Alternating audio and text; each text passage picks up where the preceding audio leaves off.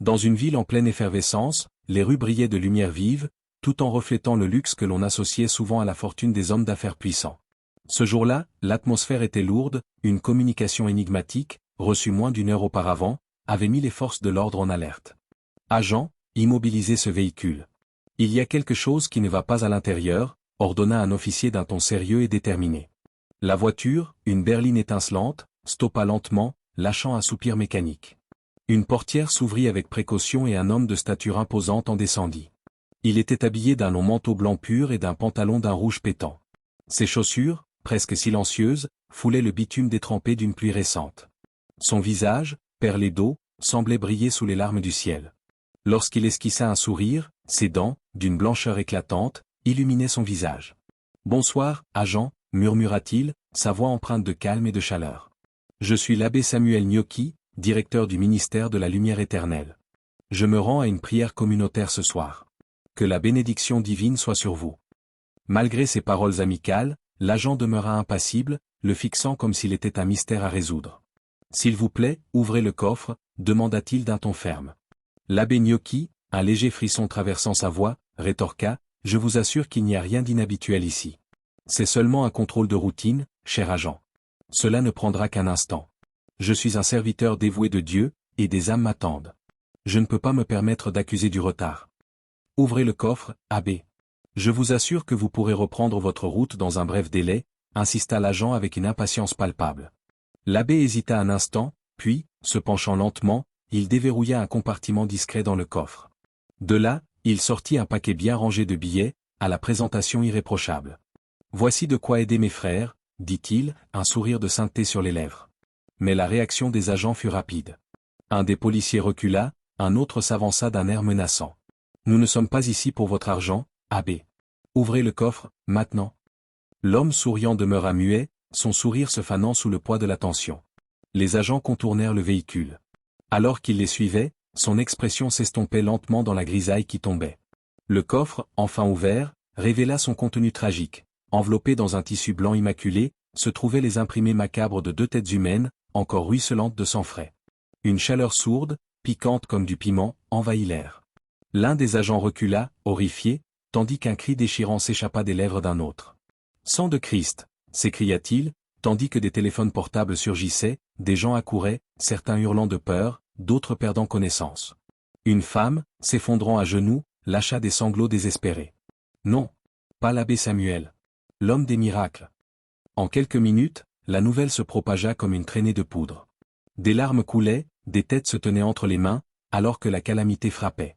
L'homme révéré jadis comme guérisseur, comme bienfaiteur, venait d'être découvert avec la mort à ses côtés. « Que Dieu nous protège. Pas l'abbé Samuel !» s'exclama une femme, prise de panique. Dans un bus voisin, une autre secouait la tête, incapable de croire à ce qu'elle venait d'entendre. « Ce n'est pas possible. Il m'avait aidé l'an passé avec mes difficultés. » Abbé Samuel Gnocchi n'était pas un homme ordinaire. Il avait entrepris de nombreuses actions altruistes, réglé des loyers pour des familles dans le besoin, prié pour les chômeurs, et sa grande générosité était connue de tous. Ses mains étaient façonnées pour donner, non pour faire du mal. On le voyait comme un agneau, humble et gentil, qui apportait chaleur et réconfort. Les enfants le surnommaient « Papa », et les femmes étaient pleines d'admiration à son égard. Même les commerçantes du marché se découvraient en son passage, le respectant comme un homme de Dieu. Cependant, ce que révélèrent les policiers glacèrent le sang de tous. Les têtes à l'intérieur du coffre appartenaient à deux de ses propres filles, Naïma et Léla, dont il affirmait avec insistance qu'elles étudiaient à l'étranger. L'angoisse se transforma en chaos. Un commerçant, perdant son sac de provisions, s'écria « Le Canada ?» Il avait dit qu'elles finissaient leurs études là-bas. La foule se figea, le silence s'abattant comme un voile de désespoir. Quel père pouvait commettre une telle atrocité? À Enugu, l'annonce de cet horrible acte frappa la ville tel un séisme. Chacun posait la même question. Pourquoi? Pourquoi l'abbé avait-il fait un acte aussi déshumanisant? Mais les réponses étaient absentes, tout comme les éclats d'espoir qui avaient jadis rempli son église. L'air était chargé d'un parfum de peur, d'incompréhension et d'angoisse. Silas Gnocchi, l'ombre du révérend Samuel Gnocchi, était le descendant d'une lignée d'écrivains et de prédicateurs. Son père, le révérend Matthieu Gnocchi, était surnommé le pharaon du ministère du Verbe vivant, connu pour ses sermons qui faisaient trembler les murs et briser les chaînes. Silas était le troisième fils d'une fratrie de 4. Chacun de ses frères avait, à sa manière, suivi les traces de leur père. Paul, l'aîné, avait une voix forte et charismatique. Tony, le second, était toujours tiré à 4 épingles, dirigeant une église massive où la gloire brillait au milieu des chants et des larmes. Caleb, le benjamin, avait un esprit calme, souvent entendu murmurer des prières aux cieux. Mais Silas, lui, avait toujours été dans l'ombre de ses frères. Bien qu'il n'ait jamais émis de propos hautains, son cœur aspirait à être reconnu, à brûler d'un feu sacré qui attirait les foules. Il s'était consacré à la prière et à la méditation mais, face au succès éclatant de ses frères, se retrouvait plongé dans un océan de jalousie. Le jour où tout bascula survint lors d'une immense croisade dans la ville d'Ori. Des milliers d'âmes affluèrent, attirés par la lumière divine qui émanait des orateurs sur scène. Les 4 fils Gnocchi se retrouvèrent dans une compétition silencieuse, chacun défié de prouver son appel divin. 4 malades furent amenés, chacun représentant un défi à relever. Un homme aveugle, une femme muette, un fou et un paralysé, chaque condition une épreuve pour chacun des frères. Paul fut le premier à monter sur scène, investi d'un charisme prodigieux. Il s'adressa à l'homme paralysé, lui ordonnant de se lever au nom de Jésus. La foule, fascinée, observa avec émerveillement alors que l'homme, tremblant d'espoir, parvint à se lever. Les cris de joie résonnèrent dans l'air, des chants de louanges s'élevant, la ferveur frappante de l'amour divin inondant la scène. Tony suivit, s'approchant de l'aveugle. Avec douceur, il apaisa l'homme perdu dans son obscurité avant de lui rendre la vue par un simple murmure de prière. À chaque miracle, les gens tombaient, fervents, face à la puissance visible de Dieu. Lorsque vint le tour de Caleb, son calme apaisant enveloppa la foule. Il toucha la femme muette, une âme désireuse de partager une parole, et une fois le miracle accompli, la frénésie éclata à nouveau. Quand enfin Silas prit sa place, ses mains tremblantes s'élevèrent vers le ciel. Silas s'approcha du fou. Aaron, un homme si perdu qu'il se déchirait les cheveux, était retranché dans son propre monde de douleur. Silas posa la main sur son front, implorant le ciel avec force. Mais l'homme se mit à rire, un rire sinistre qui ébranla Silas. Ses cris résonnèrent, aigus comme les plaintes d'un animal. Silas pria encore, mais rien ne se produisit. Le silence régnait, pesant sur ses épaules. Demeuré statique, le cœur de Silas sombra dans une humiliation profonde. Après cela, il rentra chez lui, les idées sombres tourbillonnant dans son esprit. L'obscurité de la nuit enveloppa le monde, et pour la première fois, il se sentit vraiment seul. Son cœur était lourd comme une pierre. Les mois suivants, il sombra dans une mélancolie difficile à chasser. Il pensait à sa famille, à ses filles qu'il avait protégées sous une couverture de mensonges pour les garder hors d'une réalité dangereuse. L'isolement et la solitude, qui étaient devenus ses compagnons, ne faisaient qu'intensifier sa souffrance. Mais il continuait à prier. Un soir fatidique, après avoir tenté de les préserver des menaces extérieures, il se retrouvait seul. Les murs de son église, autrefois vibrants de chants et de prières, étaient désormais vides et muets. Il se leva, cherchant refuge dans le noir, jusqu'à ce qu'un jour, il prit la route vers une destin inconnue. À la recherche d'un abandon salvateur, il se dirigea vers la ville d'Enugu, arpentant des chemins poussiéreux, perdu dans des pensées sombres. Ses pensées l'amenèrent à un lieu de murmures, où l'on parlait d'un homme mystérieux, connu sous le nom de Broderflamme. On disait qu'il pouvait guérir sans contact, invoquer des pluies à la demande, disparaissant dans les ombres sans un bruit. Silas trouva ce lieu pendant une nuit sombre et orageuse. Une petite maison s'élevait au sommet d'une colline, tout près des étoiles, entourée de feu et de silence. Avant qu'il n'ait eu le temps de frapper, la porte s'ouvrit violemment, révélant un homme aux yeux acérés comme des éclats de verre. « Je sais pourquoi tu es ici, » dit cet homme, sa voix résonnant comme un écho dans la nuit. Silas, désespéré, tomba à genoux. « Je veux le pouvoir, » pleura-t-il, « pas des versets. Je veux des miracles. Je veux attirer les foules. » L'homme sourit tristement et répondit, « Pour nourrir les esprits, tu ne dois pas prier, tu dois sacrifier. » Les paroles de cet homme résonnèrent dans son esprit. « Quel sacrifice ?» demanda-t-il, son cœur battant la chamade. L'autre homme, avec un sourire mystérieux, murmura, « Le sang de l'amour. » C'est ce qu'il souhaite. Silas, horrifié, se leva, ne sachant comment réagir face à cette vérité glaçante. Ce soir-là, alors que l'obscurité s'installait, Silas pleura. Il savait désormais que la soif de pouvoir avait changé de visage, au-delà de ce qu'il aurait pu imaginer. Une semaine passa, et il retourna chez Broderflamme. Ce dernier lui confia un couteau, une destination, des symboles marqués sur son torse, chacun évoquant un feu sans chaleur. L'air, chargé de fumée, semblait frémir de douleur. Avant de quitter cet endroit, Silas fit une promesse, non avec de l'encre, mais avec son âme.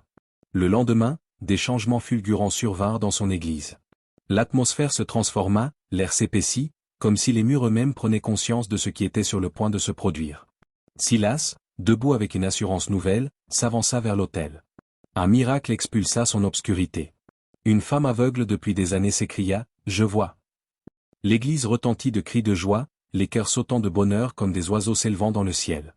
Tous ceux qui étaient présents le supplièrent, demandant à être touchés par la grâce. Les miracles se succédèrent. Un jeune garçon en fauteuil roulant se leva soudainement, sa mère, éberluée, pleurant de gratitude. Et bientôt, une autre femme, tenant 2 bébés dans les bras, fut aussi guérie. La réputation de Silas grandissait, chaque jour apportant une nouvelle légion de fidèles.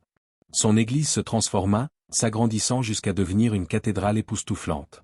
Il lança une émission télévisée, Flamme de la foi, et chaque dimanche, des familles s'y rassemblaient, même des politiciens intrigués, glissant des enveloppes dans l'anonymat. Silas, autrefois l'homme de l'ombre, était désormais flamboyant sous les feux des projecteurs. Mais alors que la lumière éclatante de sa renommée grandissait, une ombre grandissante l'accompagnait également. Une sensation de malaise l'étreignait chaque nuit, pendue au-dessus de lui tel un spectre. Ces nuits étaient hantées par des murmures, des échos de ceux à qui il avait abandonné un morceau de lui-même. Les sacrifices se cumulèrent. Chaque année, il offrit un proche, un ami, un cousin, jusqu'à ce qu'il ne lui reste plus que son propre sang.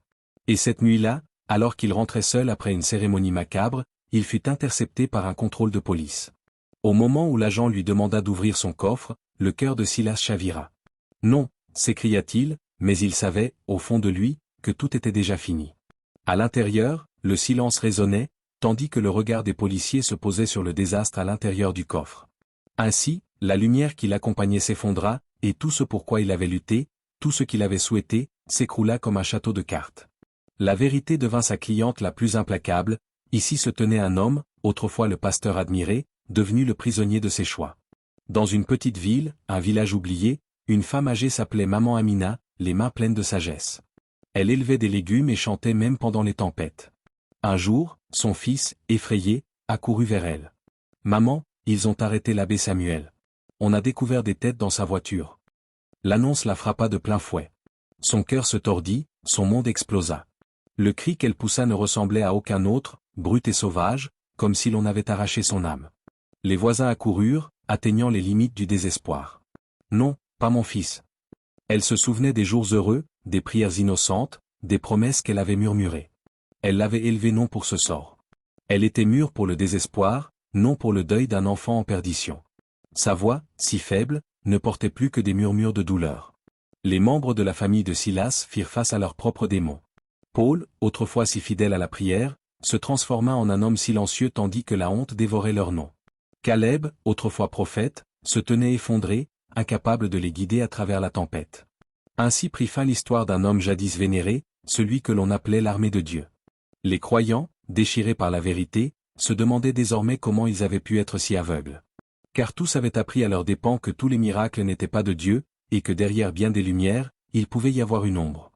Maman Amina, silencieuse mais forte, se tenait là, élevant un cri silencieux vers le ciel, espérant que, quelque part, une lueur de rédemption viendrait apaiser les douleurs de son cœur brisé. Et c'est ainsi que l'histoire des esprits et des ombres se termina dans l'écho d'un cri, dans le silence d'un village, et dans le cœur de tous ceux qui avaient un jour cru en la lumière. Si vous avez aimé l'histoire, abonnez-vous et laissez un commentaire pour nous encourager.